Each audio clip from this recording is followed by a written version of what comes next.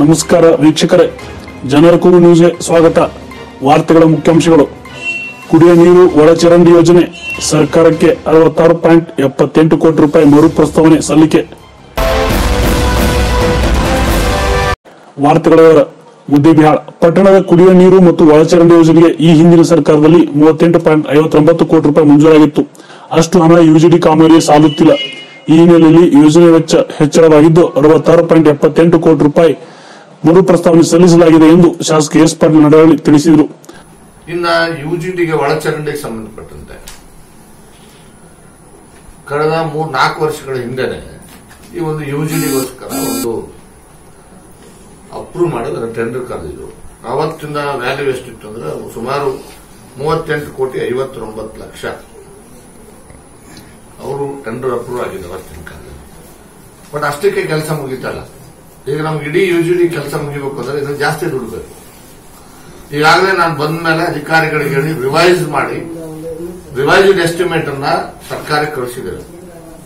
ಸುಮಾರು ನಮಗೆ ಇವತ್ತಿನ ಅಂದಾಜು ಪ್ರಕಾರ ಒಂದು 67 ಕೋಟಿ ರೂಪಾಯಿ ಬೇಕು. 66ರಿಂದ 67 ಕೋಟಿ ರೂಪಾಯಿ ಬೇಕಾಗ್ತದೆ. ಈಗಾಗಲೇ ಕೆಲಸ ಅಂಡರ್ ಪ್ರೋಗ್ರೆಸ್ ಇರೋದ್ರಿಂದ ಇದನ್ನು ಇಷ್ಟಕ್ಕೆ ಮಟ್ಟಗೊಳಿಸ್ತೇನೆ. ಈ ಕೆಲಸ ಸಂಪೂರ್ಣ ಆಗೋದಕ್ಕೆ ಸರ್ಕಾರ ತಾರತಮ್ಯ ಮಾಡಬಾರದು, ಈ ಕೆಲಸಕ್ಕೆ ಹಣ ಬಿಡುಗಡೆ ಮಾಡಲೇಬೇಕು ಅಂತಕ್ಕಂಥ ಒತ್ತಡವನ್ನು ನಾನು ಮಾಡಿದ್ದೇನೆ. ಪತ್ರ ಬರೆದಿದ್ದೇವೆ, ಸಾಕಷ್ಟು ಒತ್ತಡ ಹಾಕಿದ್ದೇನೆ. ಇವತ್ತಿಗೂ ಸರ್ಕಾರದಿಂದ ಅಪ್ರೂವ್ ಸಿಕ್ಕಿಲ್ಲ. ಸಿಗ್ತದೆ ಅಂತಕ್ಕಂಥ ವಿಶ್ವಾಸದಲ್ಲಿ ನಾನಿದ್ದೇನೆ.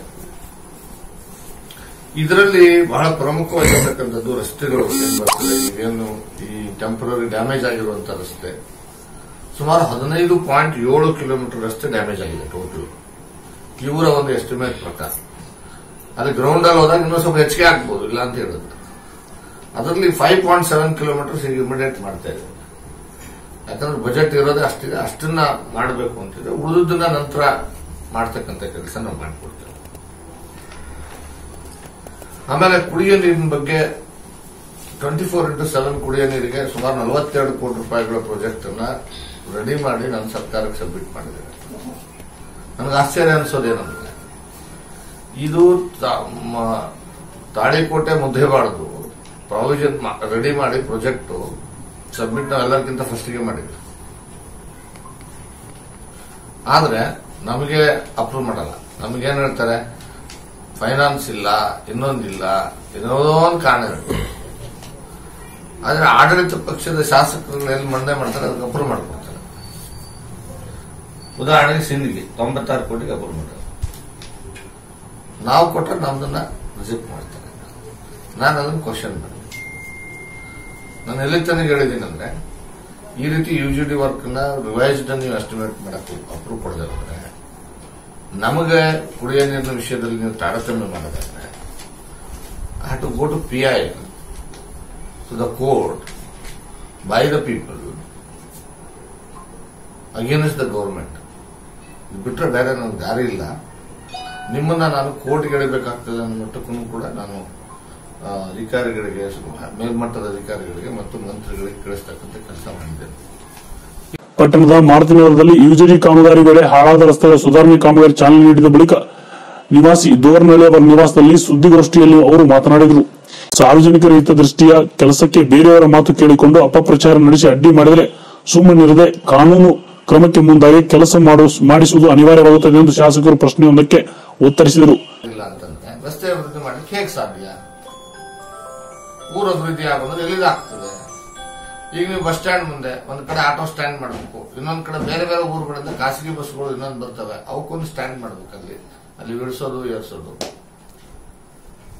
ಮತ್ ನೀವು ಎಲ್ಲ ರಸ್ತೆ ತುಂಬಾನು ಡಬ್ಬ ಅಂಗಡಿ ಇಟ್ಕೊಂತೀನಿ, ರಸ್ತೆ ತುಂಬಾನು ಕೂಡ ಏನೋ ಹಣ್ಣಿನ ಅಂಗಡಿ ಇಟ್ಕೊಂಡು ವ್ಯಾಪಾರ ಮಾಡ್ತೀನಿ ಅಂತಂದ್ರೆ ಮತ್ತೆ ರಸ್ತೆ ಎಲ್ಲಿ ಉಳಿತಿದೆ?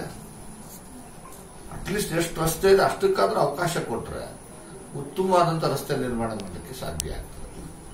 ನಾನೀಗಾಗಲೇ ಹಲವು ಸಾರಿ ವಿನಂತಿ ಮಾಡಿದೆ.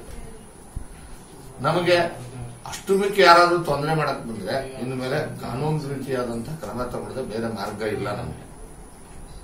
ಅದಕ್ಕೆ ನಾವು ವಿನಂತಿ ಮಾಡ್ತೇನೆ, ಆದಷ್ಟು ಬೇಗ ಏನು ಎರಡೂ ಬಾಜು ನೀವು ಅಂಗಡಿಯವರಿದ್ದೀರಿ, ನಿಮ್ಮ ಅಂಗಡಿಗಳಿಗೆ ಯಾವ್ದು ಹೊಡಿತಾ ಇಲ್ಲ ನಾವು.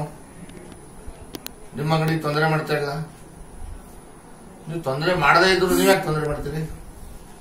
ನೀವು ದುರುದ್ದೇಶ ಅಂತ ಅರ್ಥ ಆಗ್ತದೆ.